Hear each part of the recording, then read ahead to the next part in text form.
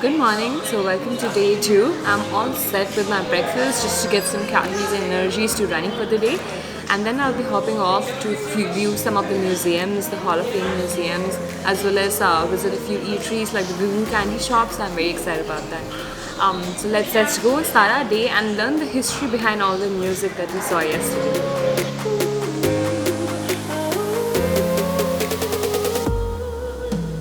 So here we are at the Country Music Hall of Fame Museum.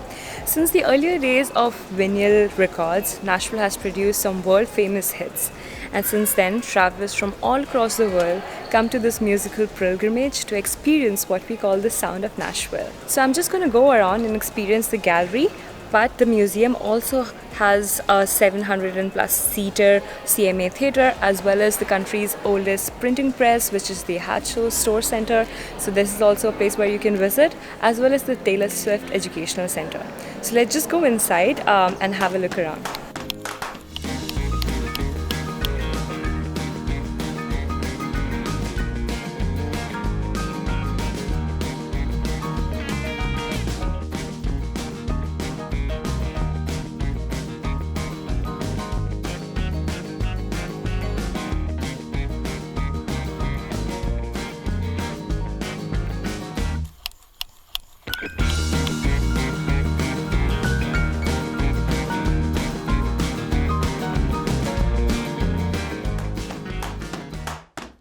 So I just finished visiting the Country Music Hall of Fame Museum, and oh boy, what an experience it was. Unfortunately, I was not able to take a few videos inside, but I've definitely captured a few clips for you. So this museum not only captures the entire country music industry, but all the industry that circumvented and worked around to make this Nashville place the country music capital of the world. For example, it captures the automobile industry, the fashion industry, the media and print, and the impact of all of these industry on the country music.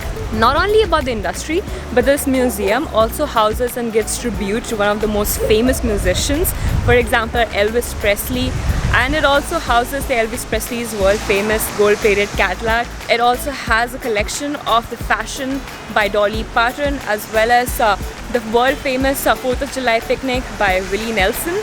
So it has stories from all around the world about these musicians, and you can just get lost in the tribute of these musicians. Besides the galleries, this museum also houses the world famous Hatchell Print Center, and this is where I went about to see some of the most creative posters I've ever seen in my life. So this is the one-stop shop, or the place you would want to be if you have a little bit of interest in music, or you are a musician yourself, or you want to start learning about the same. In fact, even the architecture of this building is so musical, because if you see from the top, then you can see a clef, as well as if you see the windows or the front windows, then you can see how it resembles piano rhymes also. So all about this place has music, and music is in the air. And after visiting this amazing museum, I'm gonna go off and savor myself into the Goo Goo candies. So let's go about and make our next stop.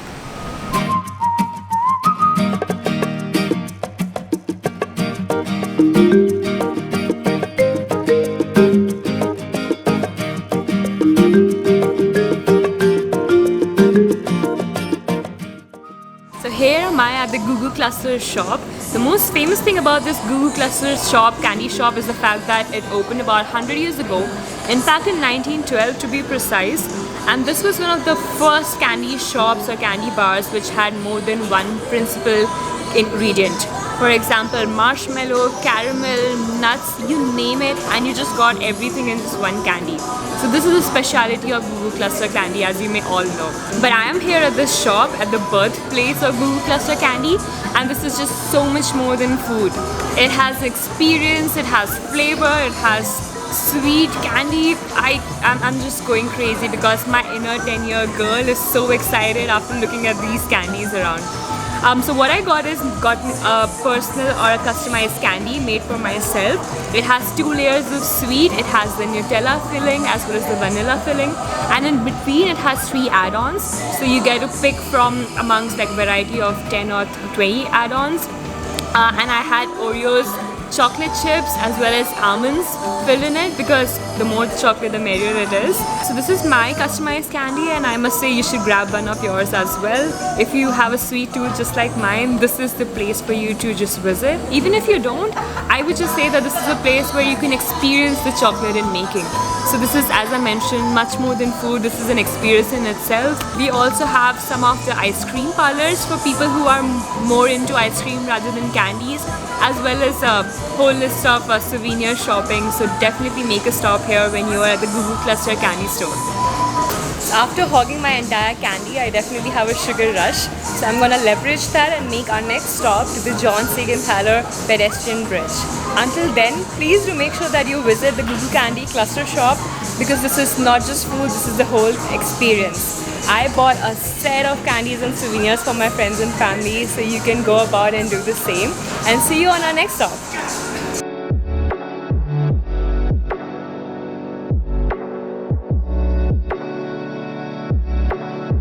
So this is where I am at the Johnssigenthaler Pedestrian Bridge. This bridge spans across 960 meters long, and it connects the downtown Nashville to the residential area of East Nashville. This was initially made in 1907 and 1909, and in 1998 it was first closed to the automobile traffic.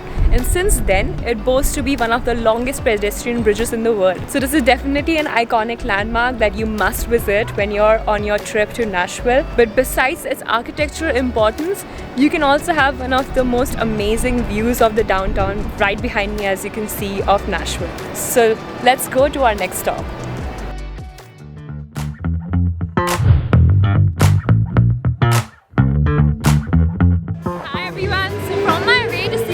Pedestrian Bridge to the farmers market.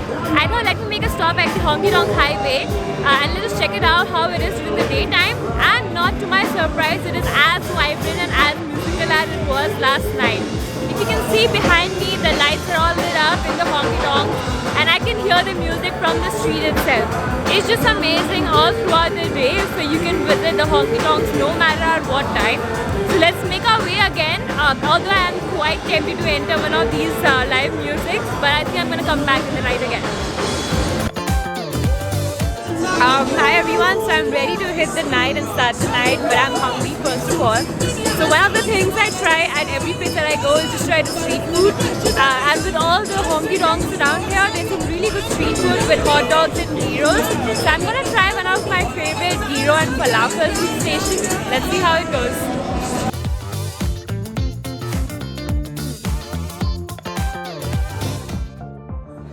Is here, so I've ordered the falafel as well as there's an option for the gyro one wrap, and let's try it out.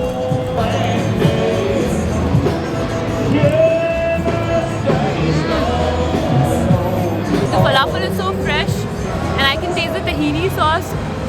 I think it just made my day. I'm gonna eat this and I'm ready to go to the honky tonks.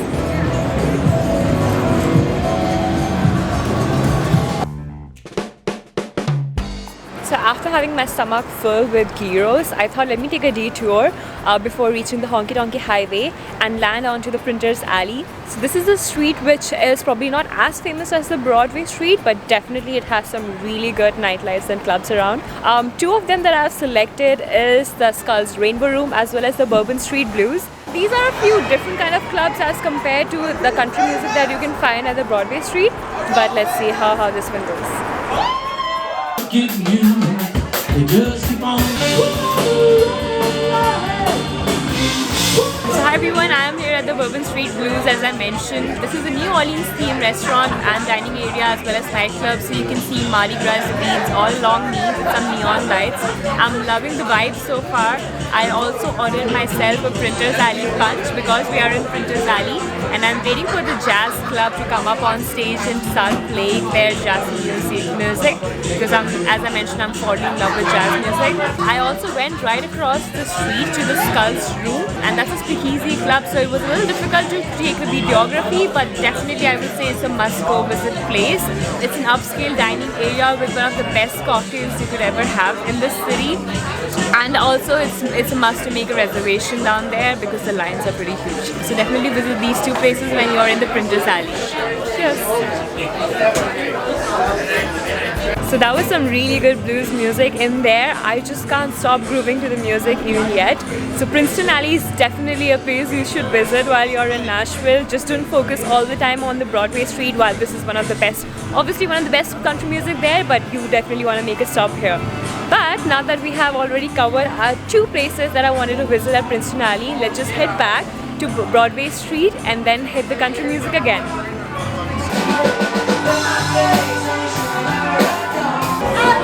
So I'm at one of our last places or last stops called Tootsies. This is also one of the honky tonks, in fact a pretty popular one. So you'll just see it, a purple sign flashing right at the beginning of the honky tonk, and you know you're at the right place. This place has been up and running since more than last 50 years, and it has supported many struggling players or artists as well. In fact, Brie Nelson at one of his peak times also played over here at Tootsies. So come by here and do visit one of this honky tonk. Also something that I noticed all of these honky tonks is the fact that at multiple layers or multiple stages we have multiple live bands performing, and that's just amazing. Thinking of one honky tonk having multiple stages and so many live bands performing, imagine how many of them would be performing in the same street. This is something definitely very unique to Nashville, and I'm just loving the vibe over here. Different music at different levels. But yeah, definitely start by at Tootsies as well. I'm gonna enjoy the live music and then head back to my room. But stay tuned and keep following Indian Girl Who Travels.